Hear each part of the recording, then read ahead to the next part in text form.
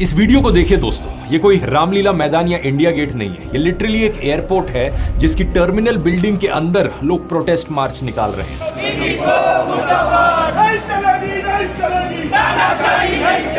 पिछले 3 दिनों से इंडिया के लगभग हर मेजर एयरपोर्ट पर अफरा तफरी मची हुई है। लोग चिल्ला रहे हैं, चीख रहे हैं।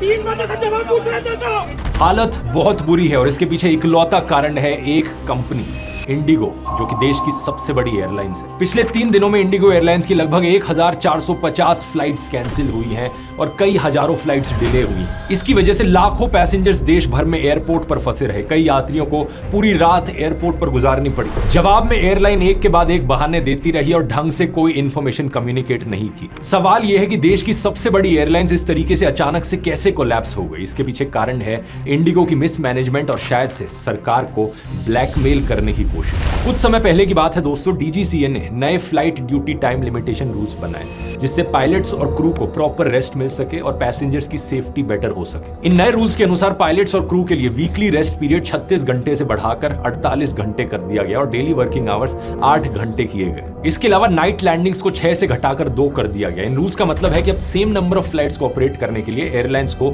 ज्यादा पायलट्स और क्रू मेंबर्स हायर करने पड़ेंगे। इन रूल्स को ओरिजिनली मार्च 2024 में इंप्लीमेंट किया जाना था, लेकिन तब इंडिगो और बाकी एयरलाइंस ने कहा नहीं, ये तो बहुत जल्दी है, प्लीज इसे डिले करो क्योंकि हमें थोड़ा समय चाहिए नए पायलट्स और क्रू मेंबर्स को हायर करने के लिए। लेकिन 18 महीने का टाइम दिए जाने के बाद भी इंडिगो ने ढंग से हायरिंग नहीं करी। एयरलाइंस पायलट एसोसिएशन के प्रेसिडेंट सैम थॉमस का कहना है कि जब भी रूल्स एयरलाइंस के फेवर में नहीं होते तो एयरलाइंस फ्लाइट डिले कर देती हैं या कैंसिल कर देती हैं ताकि सरकार पर रूल्स चेंज करने का प्रेशर बनाया जा सके। इसलिए कहा जा रहा है कि इस तरीके से फ्लाइट्स को कैंसिल करना यह कोई प्लानिंग फेलियर नहीं था, बल्कि एक कैलकुलेटेड स्ट्रैटेजी थी। जानबूझकर अफरा तफरी मचा दो एयरपोर्ट पर ताकि डीजीसीए मजबूर हो जाए इन रूल्स को वापस लेने पर। और एग्जैक्टली ऐसा ही हुआ दोस्तों। डीजीसीए ने 5 दिसंबर को अपने रूल का एक बड़ा इंपॉर्टेंट पॉइंट अब विड्रॉ कर लिया है। लीव्स को वीकली रेस्ट में काउंट करना अलाउ कर दिया है जो पहले नहीं होता था। इसके अलावा डीजीसीए ने 10 फरवरी तक इंडिगो को एक वन टाइम एग्जेम्पशन दे दी है पायलट के नाइट ड्यूटी रूल्स से। इस पूरे मुद्दे के पीछे दोस्तों एक रूट कॉज है एविएशन सेक्टर का इंडिया में